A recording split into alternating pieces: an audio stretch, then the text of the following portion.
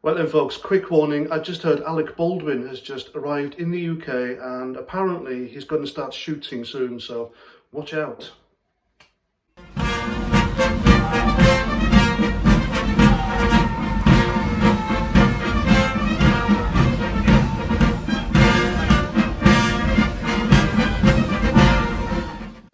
Right then, first things first, I've just reached 30,000 subscribers. I want to thank everyone who has subscribed and followed me over the years since I've been doing this.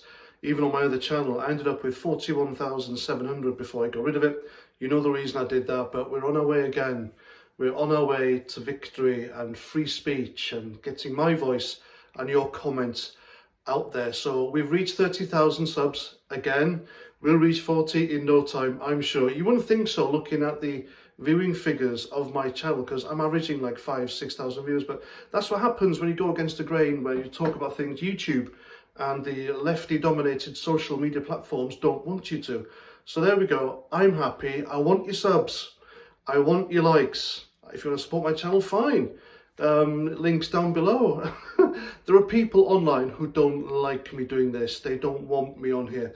They make videos on almost a daily basis with little quips about, you know, I shouldn't be here, I shouldn't be doing this, but I get off on it. I get off on doing this. I like getting my voice out there, practicing my God-given right to free speech.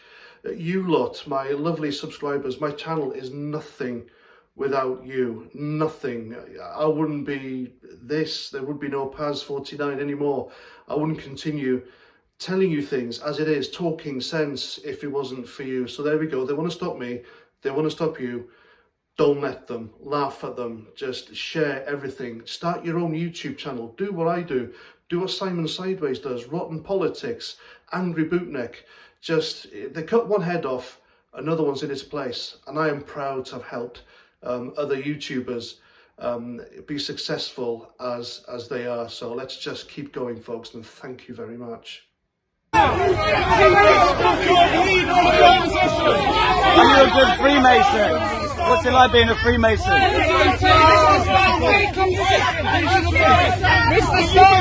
What's it like completely ignoring everything that's going on right now? Why aren't you opposing the government? Why aren't you standing up for our constitution? Why aren't you standing up for the Labour, for the working class man? Why are you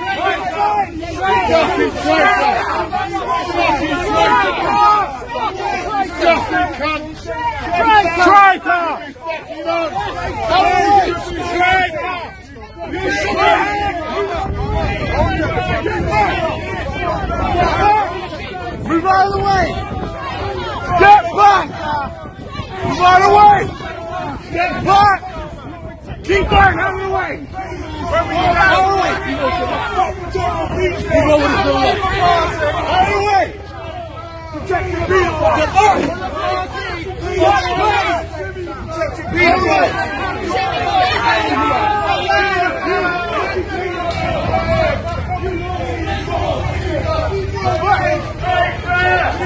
Do you enjoy working for the New World Order? Man behind you in the post!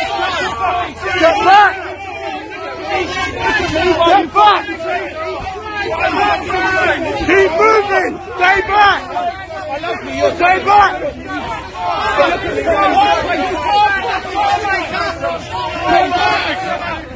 Did you come here to distract from the protest? Keep moving! Stay back!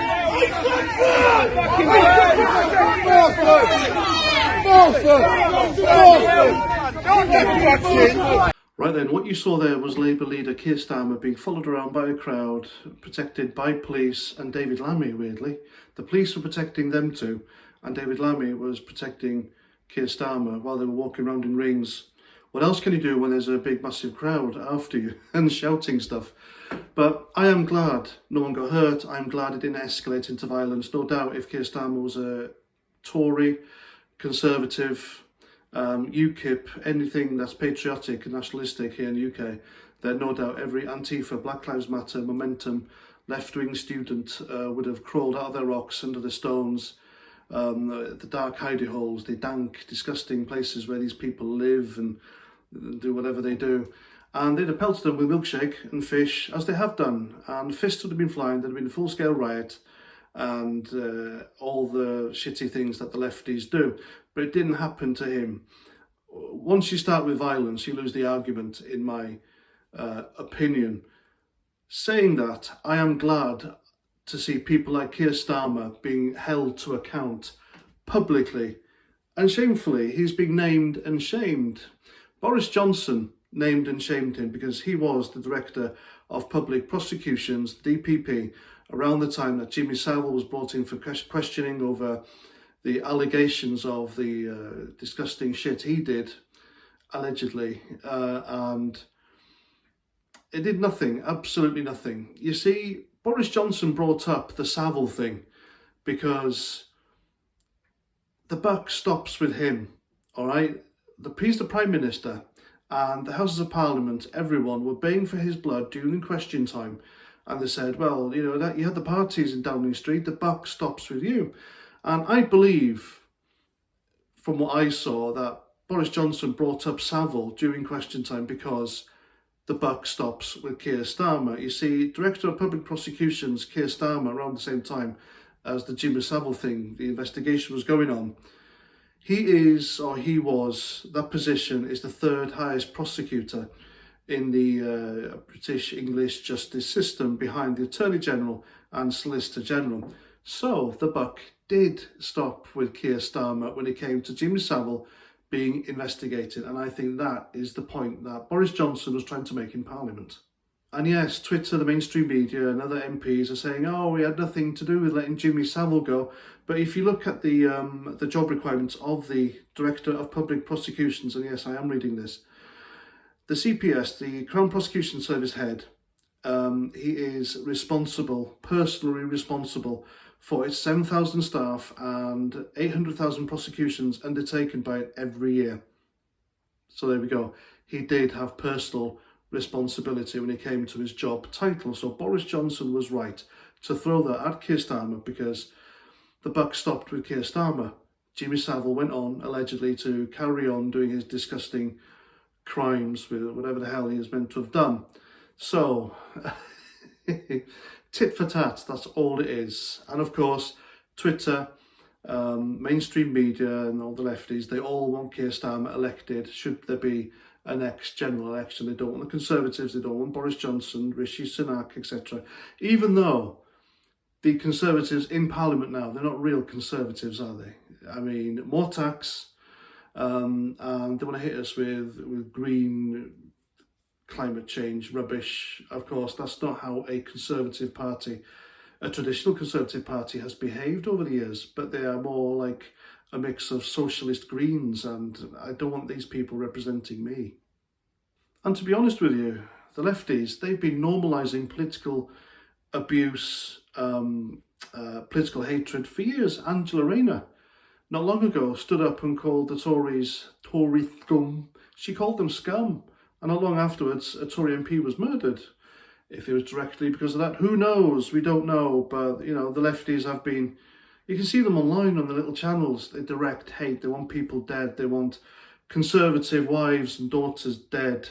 They want unvaccinated people to die. They don't care. These people want people hurt and dead. And it's sick. These people are fucking sick. And also, looking at this video of Keir Starmer and David Lammy being heckled, which is quite funny, I have to say. Like I said, I'm glad no one got hurt and it didn't escalate. I don't condone violence one bit. But the main wording, the main rhetoric and the phrases used by these people who were following them and filming them was traitor and why don't you oppose? Why don't you protect the Constitution?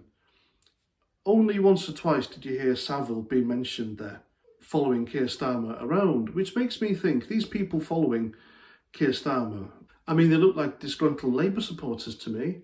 A Conservative supporter, a right-wing supporter, wouldn't say to Keir Starmer, why don't you oppose? Why don't you oppose Boris Johnson? Doesn't it ring alarm bells? Lights flashing? Doesn't it tell you something's wrong with these people? Rent a mob, perhaps? I don't know. Make your own minds up. It's just for my own observations, really. But I'm glad I'm glad this happened. I'm glad it didn't escalate, and I'm glad people are allowed to do this to our leaders here in the UK for now. If this was a proper socialist hellhole, those people would have been hung against a wall, imprisoned, missing, as they do in other socialist hellhole countries. But going back to Keir Starmer's other duties as the Director of Public Prosecutions, look at this Time newspaper article. He admitted that he had, and his organisation had, failed the Islamic grooming gang victims, and that's basically an admission of guilt. But why the hell didn't Boris Johnson bring this up? I mean, this is far more of a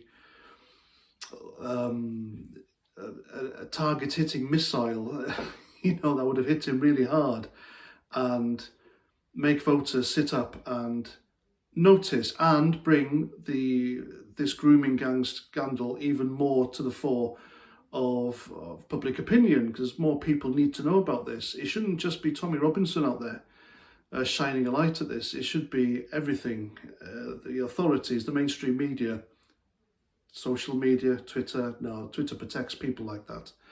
But there we go. So look at that video yourselves. Have your own opinion. What do you think?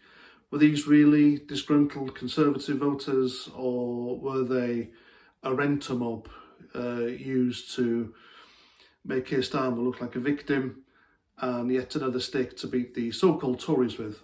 It's up to you. Anyway, that's my video. Thanks for watching. Please share my stuff everywhere. Sharing my stuff pisses the lefties off, and I get off on that, so it's all good. It's all gravy, baby.